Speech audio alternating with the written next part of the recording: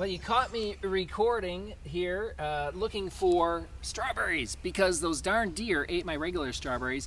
I have to look for wild strawberries. But we're not going to have wild strawberries on Garden Goodies this week.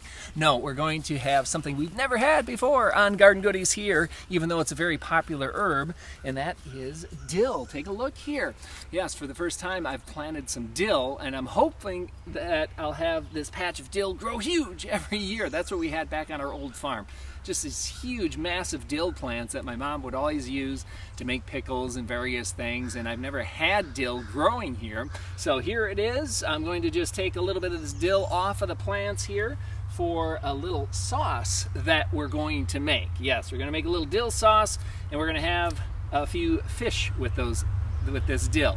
So we're going to go to the kitchen now and just see how we're going to make that dill sauce. And now we're inside the kitchen getting ready to make our dill sauce. Yes, and I always like to see simple recipes to make it quick, to get things together. That's one of my most pet peeves. My biggest pet peeves is going online and someone says, here's a real simple recipe, and then you got 12 ingredients, and you're supposed to chop these things and mix these other ingredients over here, and then use your squid ink and your saffron and blah, blah, blah. Who has all this stuff? Who wants to spend an hour getting together all these ingredients, right? Well, here's a very simple dill sauce. Let's take a look here. The ingredients are all laid out right here very simply. Of course, we just grabbed the dill out of the garden. We got a lemon here to squeeze in some lemon juice. We got some Dijon mustard. We got some real mayo.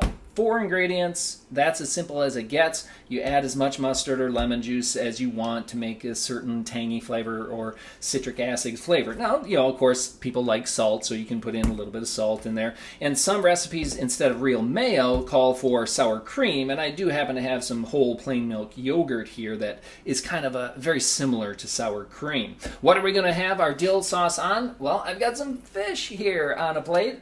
And that is usually a very good pairing, dill sauce with fish. So I'm going to bake up the fish, and then we're going to eat it, and we'll find out in just a little bit how much you like it. I like it, Justin. I like it a lot. Good. Here's the final product, I guess. Yeah, there so you go. Yummy. Yeah, and I've got my little container full of the sauce. It's really neat. It's kind of like a tartar sauce that you would get at a restaurant, but it's great. I thought it tasted a lot better because of the fresh dill, the fresh squeezed lemon juice, that goes in there.